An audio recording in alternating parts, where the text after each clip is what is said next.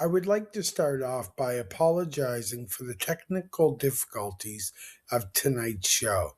We were scheduled to air the CUPE Education special on CUPE Talk in the Atlantic. However, tonight we will air a special sit-down one-on-one interview with the New Brunswick NDP President, Kristine Wickner.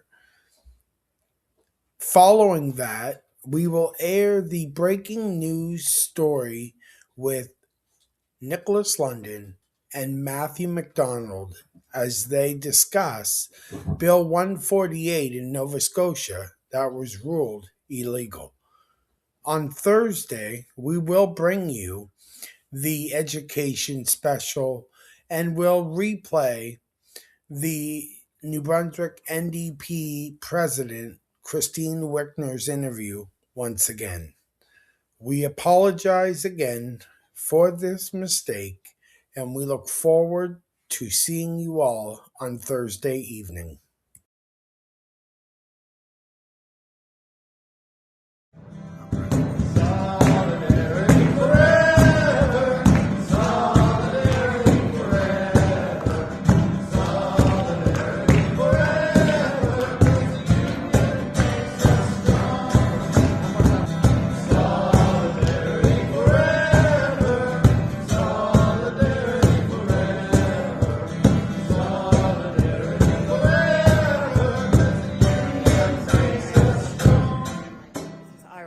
President of CUPE New Brunswick, and you are listening to CUPE Talks in the Maritimes with Nick and Chris.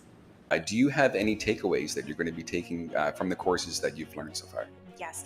So I've done a lot of the single day training courses through CUPE already. And one of the most valuable things is speaking and discussing events and experiences with the other participants. And I would love to see more members get involved with anything, whether it's start out on a small committee.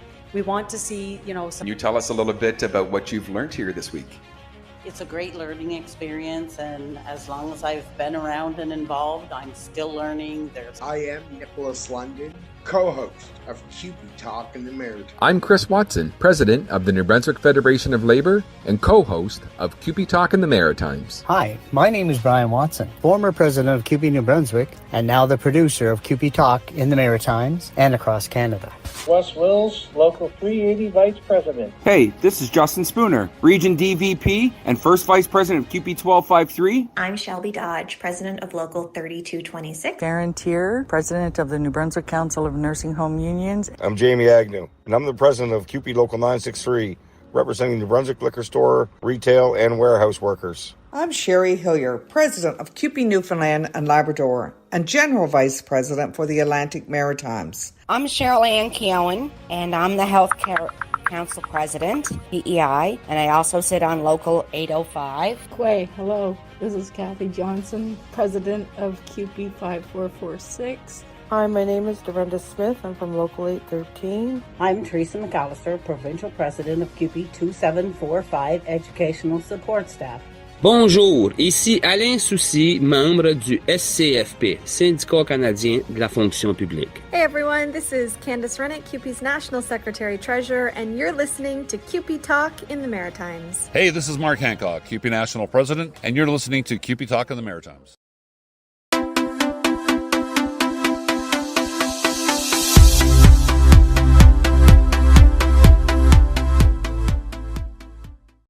Welcome to the show, guys. I am Nick London, the co-host of CUPE Talk in the Atlantic, and I'm joined now by Kristine Wickner, who just happens to be the New Brunswick NDP president. Kristine, welcome to the show. Thank you. It's a pleasure to be here.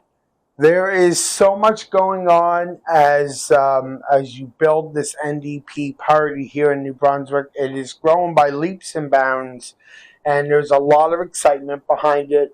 Tell me a little bit about it. What is going on with the NDP party? Well, I'm newly home to New Brunswick. I spent a lot of time, my sort of formative years, my main career years, I guess, so far in BC. So last 15 years raising my family, but originally born and raised in St. Andrews. and just life circumstances brought me back home. And so I was very involved in the party in BC.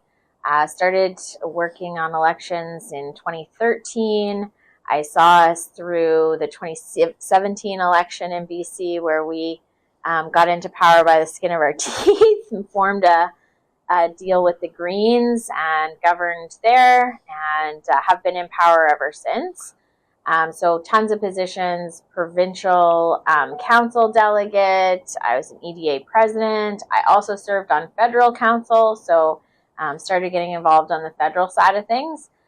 So when I was coming back home to New Brunswick, some folks that I had met through my work federally, put my name forward for a women's rep position at the convention we had in the spring. And then, as luck would have it, our president that was elected there stepped back in October for some reasons surrounding her family. And the vice president at the time was just not comfortable stepping into that role. And he knew I had all this experience and asked me to put my name forward. And I thought about it, and it was a big decision because I have a lot going on in my personal life. Obviously, like, moving a young family across the country is not exactly an easy task, and just settling in. And I had some personal stuff happening, but when I realized that, the federal leadership race was well underway, and we had these 5 great candidates who I honestly love every single one of them. I think they'll all play a fantastic role in rebuilding the party on the federal side. And with every, that's the thing about leadership races. That's what makes them exciting, is that it's an opportunity to increase your memberships. And so the unique situation of there being a membership drive happening that we don't even have to do anything about, right? It's basically a membership drive done for us, which I'm sure you guys can appreciate. On the union side of things, yes. It's a big effort, right? So it for a small party, for us, that's kind of struggled the last little bit, it's just nice to have them out there doing that work for us. But then, because of the unique relationship of the NDP being the one party in Canada that has a federation between its federal and provincial wings, people often don't realize that they're a provincial member as well. So I just thought it was too exciting an opportunity to pass up. And we've been working really hard ever since to just, like, as those memberships come in, talk to folks, tell them about, educate them about the fact that they do have a provincial party and a voice in it. And that's why we did that event here in January, where we could sort of tell people about some of the changes we're bringing in, how we're moving forward into 2026, introduce folks to our executive, because there's some great people that have been doing a ton of work for a long time. So basically, if people aren't aware of the history, there was, some troubles. That's what I like to call them. I'm a good Irish girl, and so that's what I've started calling them, is the troubles. We can talk about Cardi days or not, preferably not. So there was a point where we were at risk of not being a party. EDAs were not filing the proper paperwork that they needed to file. Like, there are a lot of rules to follow to be a designated party. And Elections New Brunswick was like, they were going to fold us, and a small, mighty group of people, Isabel, our treasurer, being one of them, Josh Floyd, they really worked hard to just get us to the place where administratively we could exist. And the fact that we've been running candidates the last couple of elections is, under those circumstances, is really phenomenal. But we really feel like now we're at the point where it's kind of like, okay, if you think of a rocket ship, we have the base foundation ready, and we can really start building that rocket ship now in preparation for taking off into what I hope is a really successful 2028 election. One of the most important things is preparing for a big run. But I want to go back, because you said something there about being here in January, the presentation, Mm-hmm. showing a lot of different things that were going on and changes that were coming. Mm-hmm. I want to talk a little about that. Mm-hmm. Whose idea was that? I mean, it was a beautiful presentation. I would encourage anyone to check it out, which I will have you talk about where it is and how people can see it. But tell me a little about the origins of it, why you did it. Was it successful? Are you proud of it looking back now? The presentation? Yes. Yeah, I think that was a successful event. I heard from folks that it was one of the first times that we had a lot of labor folks come back and, kind of see what we were up to. I think people are just getting frustrated with the Liberal government. I mean, they are really proving that old adage of Liberal, Tory, same old story. I mean, making promises and just completely turning their backs on them once they got elected. So people are definitely looking for another option, and we just wanted to present, where we are now. I talked about some of the stuff we already talked about, like where we were, where we want to go. So it was really like where we were and where we want to go. And so when I took over the presidency, I was very clear about okay, how many members do we have? How many EDAs? Like, I'm a big data systems person. Yep. And when I found out that we had 49 ridings, that's amazing that there's so much representation in New Brunswick. But I'm coming from BC, where we only had 80 ridings for 5 million people. Wow. Right? So in order to have the structure in place to have what would be considered a fully functioning party structure, you need to have at least three people in every EDA to be considered an EDA. You need at least a president, a vice president, and a secretary. So when you times that by 3, that's 150 people. Wow. You need actively engaged, when our executive is 10 to 15 people. So that's a big jump to make. And so strategically, I just thought about okay, what if we just tried to have one person for every riding?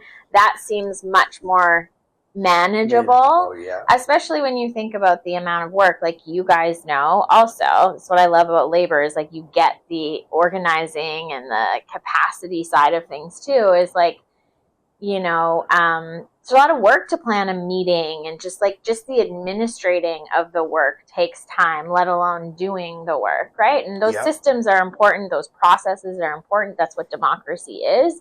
But when you're getting bogged down in paperwork and meetings and things like that, so it can be really challenging. So I was okay, how do we find the middle ground of representation and democracy and also having time to get the work done? So what we came up with was these regional organizing associations, is what we're calling them. So instead of having to have 3 people in an EDA, you have one person representing the EDA that's plugged into all the other EDAs in your region, with somebody leading the regional association. And trying to leave some of the administrative work to the party on the federal side, and the party on the provincial side as well. And the other thing about these regional organizing associations is we are putting a focus on having federal ridings also. So in one regional association, you'll have 10 to 12 provincial ridings where you'll have a rep for each. But you'll also have I think it works out to 2 federal ridings each in each region. So you'll have somebody that, usually there's somebody, some of us are a little bit more inclined to federal politics, whether that's because of the jurisdiction that they have or whatever it might be. I find labor folks are often more provincial, because CUPE is more healthcare, education. Those are all provincial mandates. So, we'll have somebody that is, so 2 people are come federal election time, I'm the key person for that riding. And then for when it's provincial election times, those people that represent their riding will be the representation. So I think that in terms of whether the event was successful, I think it was good to start that conversation with people and explain, like, because before that we were having a lot of people that were like focusing on, like, there was a lot of pressure being put on forming EDAs. And I was like, why are we, it's almost like walking before you crawl. Do you know what I mean? Like jumping to having 3 people that have to start having meetings.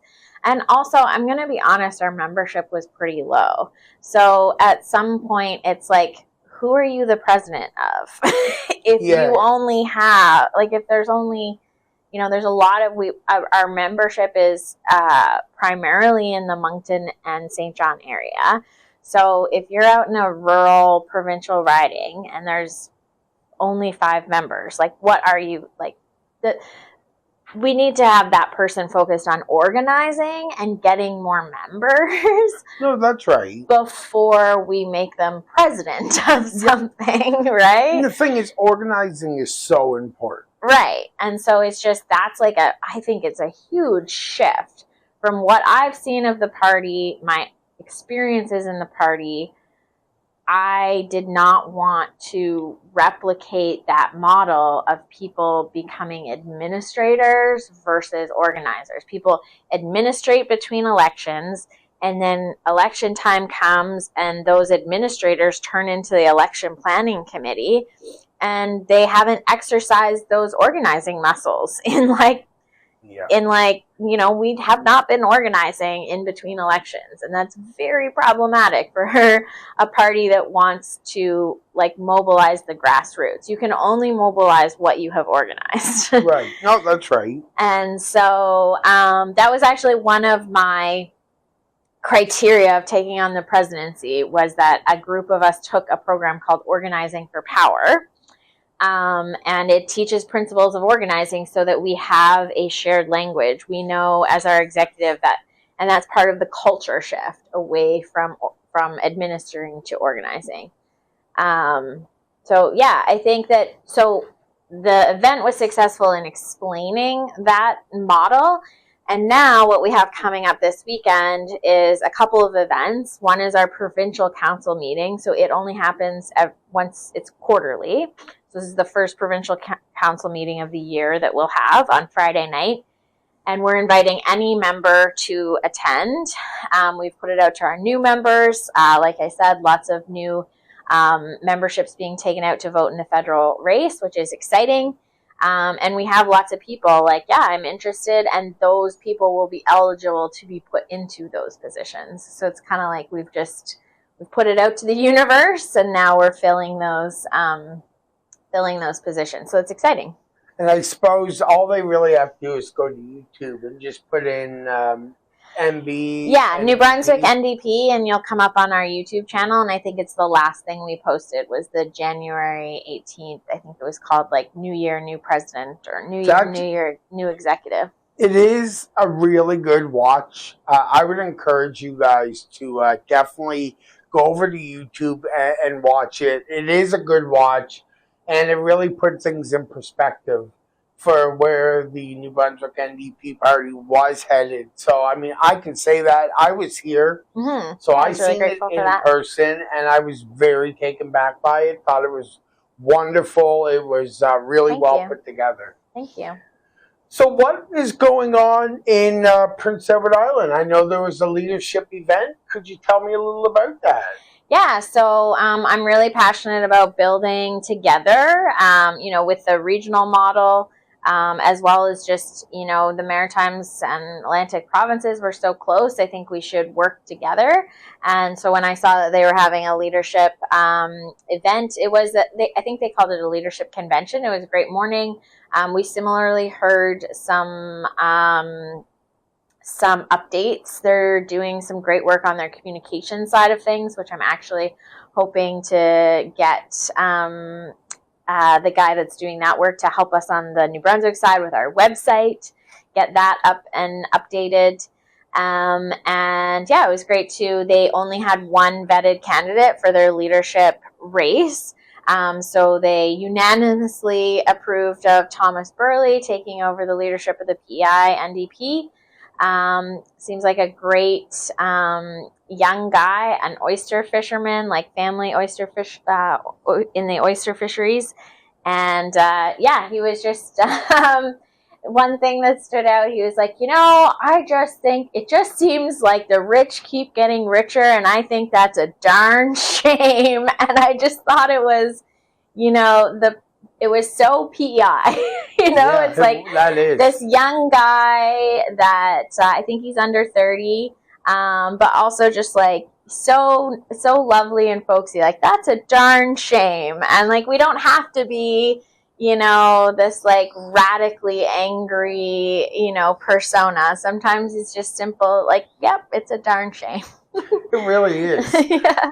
Now, to go down there, though, and see that and see it all come together, new young leader, what's that do for you as someone who wants to see this grow? You are really into the organizing part. Mm-hmm. You want to make sure that the NDP is set up for success. You seem very happy about it. What's it do for you when you walk into a place like that and see the excitement amongst the members and new leadership? Yeah, it was super inspiring. I think it was very inspiring to see young people in the room, and they even said that themselves, that it's been it is a significant challenge across, I think, the country. In the NDP is an older generation, but I think even more in the Maritimes. I've called a couple. I've made it very clear that I want to talk to our members, and so I've done lots of phone calls. And somebody was like, I'm 75. I've been there, done that. Like, I'm going to leave it to you. And so it is really important for the younger generation to take up the torch, but I also think that there's like a mentorship gap as well. And also it's a lot harder nowadays for young people to get involved in politics, the cost of living and the affordability crisis, and people just don't have time. So it is a double-edged sword, but it was nice to see, sometimes it takes one of your own getting a little bit of attention and opportunity for young people to be like, oh, this party is for me, right? Because, my friend Thomas is running for it. And it was good. And I also got to connect with some great, actually, a CUPE organizer as well. I think she's the co-chair of the CUPE Young Workers. I think it's national. But yeah, that was good. Michaela, actually, she's part of your Michaela Gallant. Yeah, sorry, I should have. That's okay. Yes. Yeah. So she's worked with you guys. Yeah, I had lunch with her. She's our I made sure to connect with labor for sure. I love that. I was actually just talking to Michaela last night. Yeah. Yeah, I was checking in on her, see how she's making out at BC. Yeah, with her labor school. So I'm very focused on us working together as an Atlantic caucus at convention as well. So that's part of my, provincial federal relationship is we have more delegates going to convention from New Brunswick than we ever have. I think there's a dozen of us headed out there, and just looking to connect with other delegates from Atlantic Canada. So hopefully folks are watching, and we are hosting a delegate information session on Saturday morning as part of our weekend of events. So that's where we're going to try to talk about resolutions that might be particularly pertinent to the Atlantic region, so we can help each other organize around those. And then also just kind of caucus a little bit about elections. Like, we have opportunities to elect people to represent us at the federal table from the Atlantic. And just like, I'm very passionate about teaching about convention to people. I found convention very overwhelming the first time that I went. And I kind of am the personality that can kind of like jump into things quite quickly. So if I found it quite overwhelming, I think a lot of people that take a while to warm up to things anyways would find it like, you almost have to, I feel like some people just sit back and watch their first convention, and it's like, that's cool. But I would also like people, if they had just an overview of what happens and like what's important and what, people are really talking about. I think the more empowered people can be going into a convention, the better. So I'm going to do some of that work, some information sharing as well. I'm super excited about a resolution around sectoral bargaining that is floating around. Nice. So the idea is that if you're going into bargaining and you are a unionized worker, but a sector, there's a certain percentage of employees in a sector that is ununion. If it's the same sector and there's a certain percentage of employees that are ununionized, you can actually bargain like with those employees. Okay. You can apply for sectoral bargaining. So it would be a very cool, I think, thing for us to move towards in Canada, because I do feel like there's a divide between unionized and non-unionized workers, right? Where, it's really just about like that whole saying, like a rising tide raises all ships, right? Mhm. Yeah, So right. the more people that can bargain together, the better. And I think it would really help to repair some of those relationships where it's like, well, why do they get that? Or like, I do the same job, but they get paid more because they're unionized. And it's like, that's sectoral. Well, one of the things you said right there was building relationships, which you are very big on. Yes. So let's talk a little bit about that. Why is it so important to you to continue building these relationships? Well, I think relationships are everything. I mean, relationships with who? Like labor or anyone? Relationships all around when it comes to the party. Well, I mean, the more relationships you have, I think the more you can get done, the more you can call on. I'm really into the old school, like phone tree type style thing. There you like go. if you have to spread a message quickly, or you need to get something planned quickly, like the more people you are connected to that can tell so-and-so, that can tell so-and-so, that can tell so-and-so, it just means that the word spreads faster, and it's kind of a many hands make light work kind of situation, instead of just all of us being siloed and doing our own thing. I think that's super important. Like I feel that way a little bit about like the nonprofit sectors sometimes, is like I've read a lot about how there used to be like, for example, in the women's movement, like I've done a lot of like reading on feminist theory and stuff like that, and it used to be like there would just be one overarching department of women's equality or whatever it was called. And then so like that one thing, that one network handled like all women's issues. And then they started like dividing it into like domestic abuse and this and housing and this and like segregating it all, so that everybody, instead of having one organization that did it all, it's kind of like almost like the co-op versus corporation type model, is like they made these different organizations fight for, they developed that whole process of having to like apply for grants and having to do all of those things. So it's it's just, I think the more of a wider network you can have, the more, it takes a lot more work, build consensus on things and stuff like that. But I think that's the work that we have to do. Yeah, I agree 100% with you. Now, one of the things coming up this weekend is we've been doing a little bit of talking here. We've discussed quite a few topics. Tell me about this weekend and what is so important about it for the members, for the public, for everyone that can be a part of this. Yeah, so I think I've mentioned already, it's a busy weekend. We're going to be in Moncton. We've rented out a classroom at NBCC. And so on Friday night, we're going to have our provincial council meeting. That's that quarterly meeting with our executive. I call it Executive Plus. So it's really an opportunity for members to hear about the work that we're doing.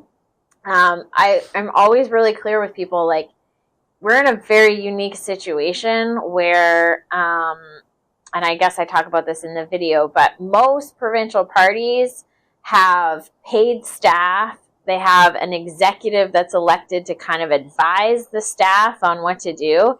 And then if they're lucky enough to have elected officials, they have like a whole, government apparatus side of things that can do communications around the stuff that the MLAs or MPPs, whatever province you're in, like the work that they're doing. Our executive does all three of those jobs. Wow. So we're going to present what we've been doing as an executive. Definitely try and sign people up for some committees. We have a communications committee, we have an events committee, and we have a committee that is working on this regional organizing model, making sure we have some documents and guidelines and things like that for people when we do onboard them. So any member is able to come to that meeting and just figure out how they can plug into the event or plug into the work. And then we have the delegate meeting on Saturday morning. And then we're having a very exciting event that was when I found out the municipal elections were coming up in May. I was like, oh my God, another opportunity that I just can't pass up. They just keep coming in very short order, so it's been very busy.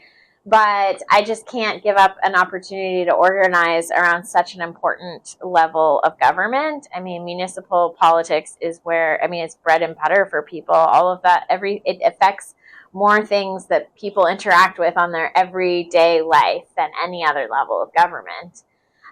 So we have an amazing panel that we are going to have. We're really excited to have Adam Lorden, the mayor of Miramichi. I hope I said his name right. My neighbor, actually, Rebecca Merzero, was elected to city council in Victoria. Okay. I think it's she was on a council of one of those sub-cities, Souk or Saanich, I forget. But she also works for the Federation of Municipalities, so she's got a ton of information there. Nice. Somebody that's been doing the District Education Council position for 25 years. Wow. I don't know if people know much about that position, but it's basically you represent your school district on a board. So for the different districts.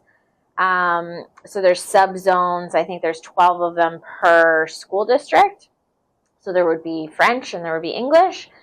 And they just make a ton of decisions around policies, funding, things like that. So it's actually a really important job to have elected people know what decisions people are making around education, and it's their job to get feedback from the local committees and know what's important to people in that education system.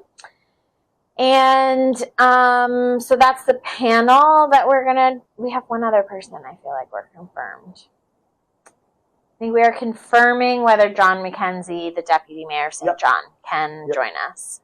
So not confirmed yet, but hoping. And then after lunch, we are going to move into that Organizing for Power program that I talked about. I'm going to teach the general theory, general concepts of it. And one of the things that we talk about is issues, issues-based campaigning. Let's take away trying to elect a person. Let's just connect with people on the issues that they care about.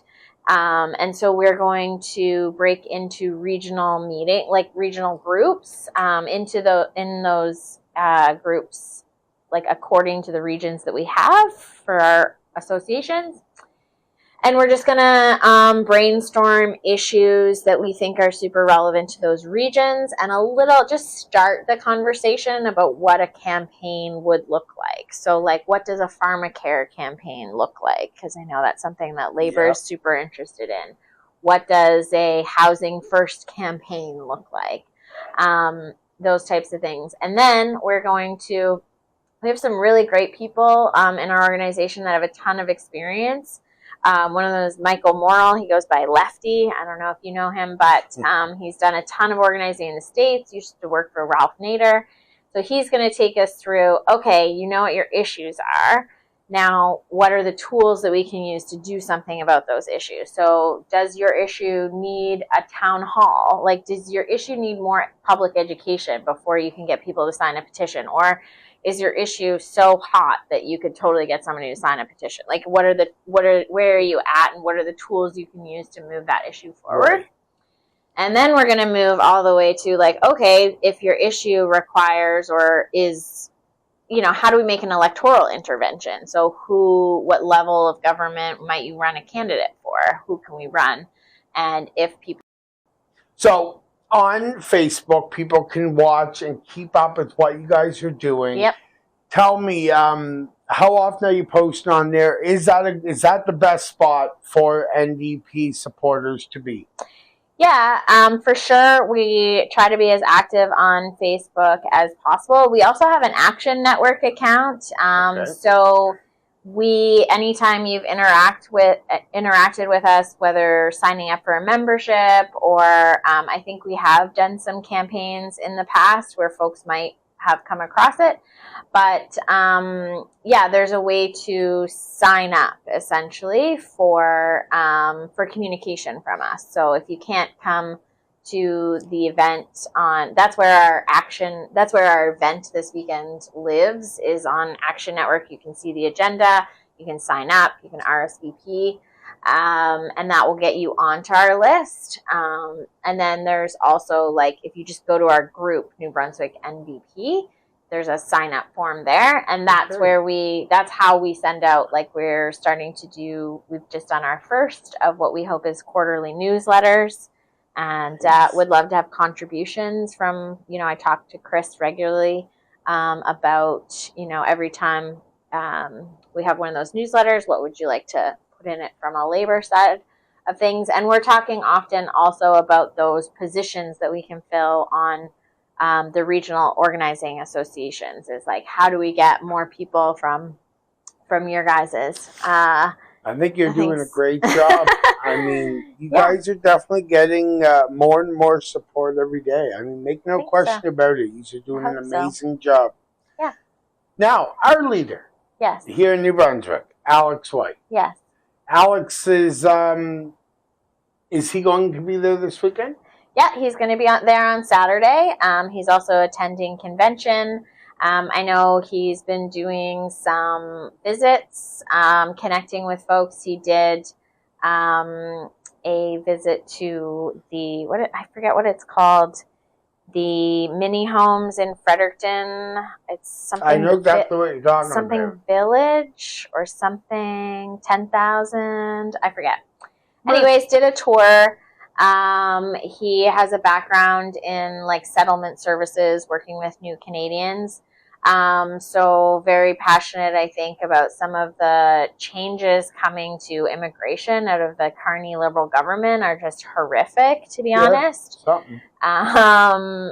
Sending people home that have been in Canada for years, and really just, like, scapegoating immigrants for some of the financial mismanagement is just unacceptable.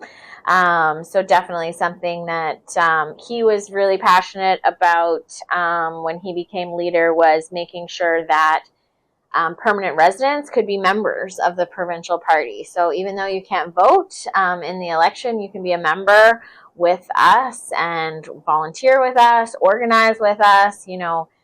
Pretty important to get folks that are going to protect those rights elected. So definitely, just because you can't vote doesn't mean there aren't other ways that you can participate in the electoral process, and definitely being a member and organizing with us is one of them.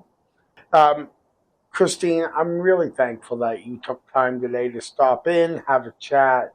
A lot of this is great knowledge, and it's great stuff that the public definitely needs to be aware of. Yeah, thank you. I should have said one last thing that we are doing. I'm so sorry. No, don't be sorry. When you brought up Alex and we're talking about him, is we have a really important budget coming up, a budget announcement on March 17th. And we typically, because we are in that situation that we don't have somebody elected, it's really hard for us to get media attention. But we will have lots to say about this upcoming budget. You know this show. I know this show. Come right on this show and you can certainly express it. Yeah, so stay tuned for that. Those comments, as well as that's part of our comms committee work that they're doing right now, is preparing that stuff. We might even have a virtual town hall sometime before the 17th. We got to get through this big event this weekend and see if we can squeeze it in. But that would definitely be something that we would welcome lots of CUPE members, because I'm hearing lots that there's going to be lots of disappointment from that budget for sure. So. I'm hearing the same thing. Yeah. It's going to be that's 2 weeks away. Yeah. Wow. Yeah. So any kind of any help we can get shining the spotlight on Alex and his comments on the budget, we'll have something for sure. Well, the show 2 weeks from tomorrow. Yeah. I will be sure to reach out and try to get some comments from him for the following show. Yeah. Because I am very intrigued on what he's going to think. I'm intrigued what you're going to think. Yeah. Well, I think that everybody plays a role in the movement, and I just know that there's so many new Democrats that are really policy driven that I do kind of stay in my organizing lane and let it be to those folks. I mean, obviously I know different things, but yeah, I mean, it's just, I wish I could say I'm shocked, but I'm not shocked, right? Liberals are going to liberal, so.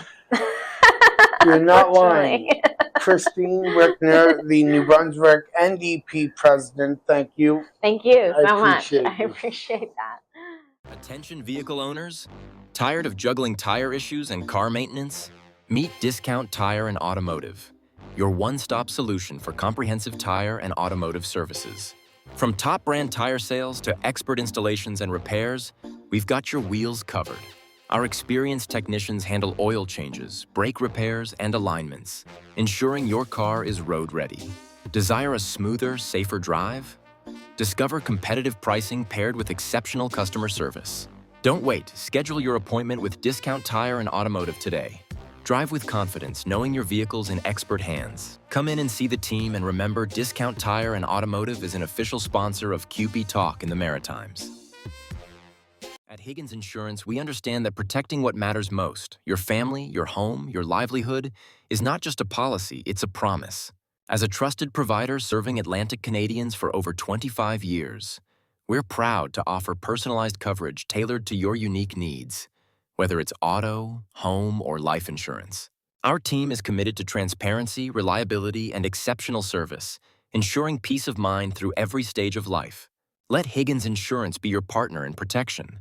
Because when it comes to your future, you deserve nothing less than confidence. The official insurance of CUPE Talk. Charred Oak Designs creates custom, personalized gift products. With 2 lasers, a CNC, and all the woodworking tools needed to create your perfect gift. From board games, cutting boards for wedding gifts, and everything in between. Got an idea? Give me a shout at info@charredoak.ca. Find me on Facebook under Charred Oak Designs. Looking for more than just a haircut? Step into Carrick's Barbering and Artwork, where style meets creativity and community pride. Mike Carrick isn't just your friendly neighborhood barber. He's also a talented artist who brings portraits to life, offering both fresh cuts and one-of-a-kind drawings for his customers. With walk-ins always welcome, fair prices, and a warm smile that greets everyone at the door, Mike takes great pride in his profession and goes the extra mile to make sure you leave happy. Carrick's Barbering and Artwork is proud to support our community and proud to support you. Stop by today and experience the perfect blend of craftsmanship and care. Located at 27 Waterloo Street, St. John, NB, Carrick's Barbering and Artwork is an official sponsor of CUPE Talk in the Maritimes. Ladies and gentlemen, it is history. It is gone. It is out of there. It is Bill 148, and we're going to get to that. But first, let me welcome the Nova Scotia host and my good friend, Matthew MacDonald. Matt, welcome to our show. Hey, thanks, Nick. I'm happy to be here. It's good to see you again. Brother, everyone is talking here in the Atlantic. It is a victory, a long overdue victory, as we say goodbye to Bill 148 because, well, let's be honest, we were right from the beginning. It was illegal. Tell me, what are your thoughts hearing the news coming down? Well, it's been a long time coming, Nick, and for me especially, I remember being a young activist, or I thought I was young anyway, standing outside Province House in Halifax and protesting against Bill 148. That was back in 2015, so over a decade ago. So that's how long it's taken us to get to this point. So it's a personal victory for me as well. I'm quite pleased with this. And like you said, Nick, we knew it all along. We knew all along it was unconstitutional. We knew all along that Stephen McNeil and his Liberals were violating our constitutional rights. And then Tim Houston turned around and campaigned against it. And then once he got into office, he decided that he changed his mind and was going to waste taxpayer dollars on defending it. So it's been a long and winding road, Nick, but here we are, and it's a good day. How can, how can one who knew it was illegal go and spend taxpayers' money to try to fight it? I don't know if maybe Mr. Houston realizes, but the workers of that province are the ones that put him in that position. So to turn around and spend God knows how much, millions probably of dollars fighting this, knowing that the outcome would come out in court and people would realize, hey, thanks for spending our hard earned money on something that you just want to take workers' rights away, not give them anything. Like, how devastating is that? That is, like, to him personally, absolutely, and especially because it comes on the heels of an austerity budget. It's been a bad week for Tim Houston. So at one time, he's trying to convince Nova Scotians that there's no money left to give, right? That the government can't spend anymore, that they need to make cuts, and then at the same time, he's wasting that money, wasting the money that the taxpayers fund the government with on fighting this bill in court, which, as you and I both know, is a losing battle. It's already been proven. The Supreme Court of the province very clearly stated that this was illegal. So, come on, Tim, stop wasting our money and spend it where it needs to be spent. Right. We both know that long-term care. I mean, that has been very much talked about over the last, I'll say the last 6 months, almost a year now, of nonstop discussions. One that Tim does not want to have. One that should have been had a long time ago, because we're putting the seniors and those that are not able to be out and enjoying their time because they're not well and they need to be taken care of. And Tim just pushes that off to the side, which to me is extremely alarming. Oh, absolutely. And, these workers, these CUPE members who work in long-term care, like, the work that they do is invaluable. Like, it contributes so much to not just the residents that they're caring for, but their families and then the communities at large as well, right? So it's shameful what Tim Houston has put these folks through. Like, people doing the same jobs in your province, for example, in Brunswick, or jobs in PEI, are making more money doing the same thing. So how can Tim Houston make the argument that they're being paid appropriately? It's not fair and it's not right, Nick. And myself and the rest of the board of CUPE Nova Scotia are not going to stand for it. Well, and the thing too is going back to Bill 148, that was illegal, by the way. To say, well, we're going to put a wage freeze on things. My first thought is, you're saying that these people are paid well. Then why the wage freeze? Why not? Why wouldn't Tim step in and be like, you know what, we're going to do away with that because we don't need it. They're, they get paid good money. They shouldn't need any more. So CUPE knew we need some more money. I mean, my goodness, times are changing quickly, and we need to adapt. And to adapt, we need more money. Tim, I don't want to speak out of turn, but Tim seems like a little bit of I'll just say it. Seems like a bit of a moron. I don't think you're the only person who would use that word to describe him, Nick. That's for sure. What? Yeah. So what goes through your mind, seeing this and knowing that this wage freeze was so outlandish and out in left field, it should never have been there to begin with. So where does CUPE go from here? What's the overall feeling amongst members knowing that this has come down over the last 24 hours?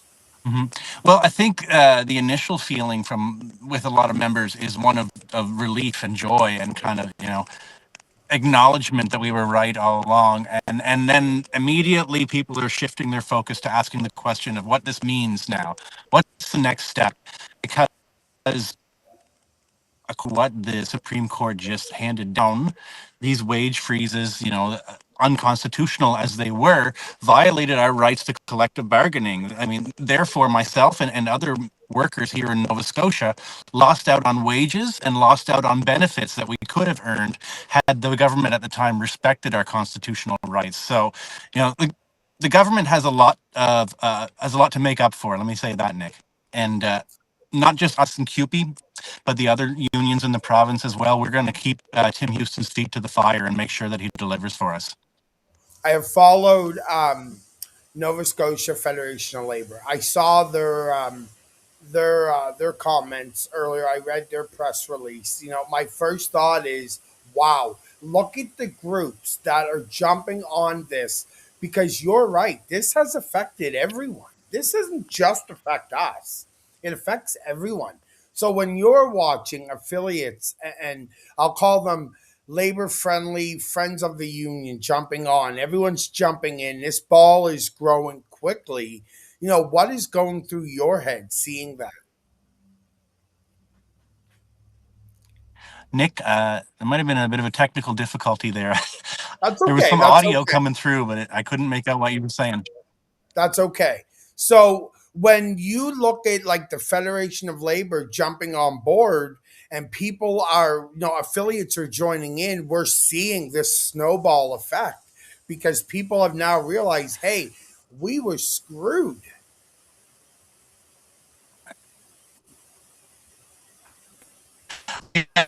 You said Federation of Labor there, but I don't know if we're having some technical difficulties here. I don't know if you can see me or hear me. It looks like your picture's frozen there, Nick. I can see you and hear you. Let's see. I'm seeing a message saying, oops, lost reconnecting. So fingers crossed, we're going to get reconnected here in a second. You're good. I see ya.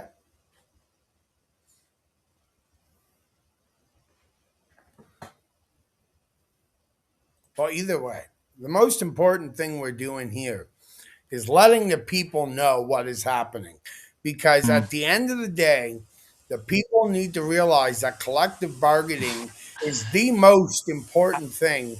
And when a government tries to shut that down, tries to tell you that you have no rights, the most important thing you're going to do is stand up together in unity. I'm not sure. Show each other should I and battle through. Disconnect and reconnect here and try to improve our connection? I don't know. Yep. Sorry, Nick. I can't make out a thing you're saying. It's the most important thing you're going to do, guys. I'm so proud of CUPE. I'm so proud of the affiliates, those who jumped on and made sure that they let their voices be known as well. That Bill 148 was illegal. It was unconstitutional, and it was just a complete violation of workers' rights. Everyone deserves better and more quality of life. And in 2026, everything's going up around you. The most important thing we're going to do is get a fair contract, better wages, job security, better benefits. All this stuff is important. So way to go, CUPE. Way to go, everyone who is jumping on board, all of Nova Scotia. And we're going to take a quick break because I would like to try to get Matt back on board. So everyone hang tight. We'll be right back. Attention vehicle owners. Tired of juggling tire issues and car maintenance? Meet Discount Tire and Automotive. Here. some Your kind of one-stop technical solution difficulty. for comprehensive tire and automotive services. Your pictures froze, From voices coming top-brand through tire sounding sales to very... expert installations and repairs, we've got your wheels covered. I know something, but Our I can't make experienced it at all. I'm technicians not sure handle what to oil do. changes, brake repairs, and alignments, ensuring your car is road ready. Desire a smoother, safer drive? Discover competitive pricing paired with exceptional customer service. Don't wait. Schedule your appointment with Discount Tire and Automotive today. Drive with confidence, knowing your vehicle's in expert hands. Come in and see the team, and remember, Discount Tire and Automotive is an official sponsor of CUPE Talk in the Maritimes. At Higgins Insurance, we understand that protecting what matters most, your family, your home, your livelihood, is not just a policy, it's a promise. As a trusted provider serving Atlantic Canadians for over 25 years, we're proud to offer personalized coverage tailored to your unique needs, whether it's auto, home, or life insurance. Our team is committed to transparency, reliability, and exceptional service, ensuring peace of mind through every stage of life. Let Higgins Insurance be your partner in protection. Because when it comes to your future, you deserve nothing less than confidence. The official insurance of CUPE Talk. Charred Oak Designs creates custom, personalized gift products. With 2 lasers, a CNC, and all the woodworking tools needed to create your perfect gift. From board games, cutting boards for wedding gifts, and everything in between. Got an idea? Give me a shout at info@charredoak.ca. Find me on Facebook under Charred Oak Designs. And we are back here. Now, as everyone knew, we were having some technical difficulties, so I'm waiting to see if Matt's able to call back into the show and we'll finish it. However, again, huge news coming out of Nova Scotia last night that Bill 148 is illegal. Tim Houston was wrong. He should never have tried to take your money to fight this. This was not the right way to go about it. We knew it was wrong. We made it known it was wrong, but he still went and did it. And at the end of the day, the final outcome was Bill 148 is illegal. Now, with that being said, I am going to patch Matt back through in a moment as he has restarted to get things done. I want to bring up to you guys again that when you're live, these things can happen. However, we will work with it and we will do our best to get everything out to all of you because that's what we're here for. CUPE Talk in the Atlantic cares about the members, the working class, and the labor movement all across this country. So allow me to just again reiterate the fact that Bill 148 was illegal. I'd love to have a discussion with Tim because I'd like to just tell him that he was wrong over and over. And obviously that's not going to happen.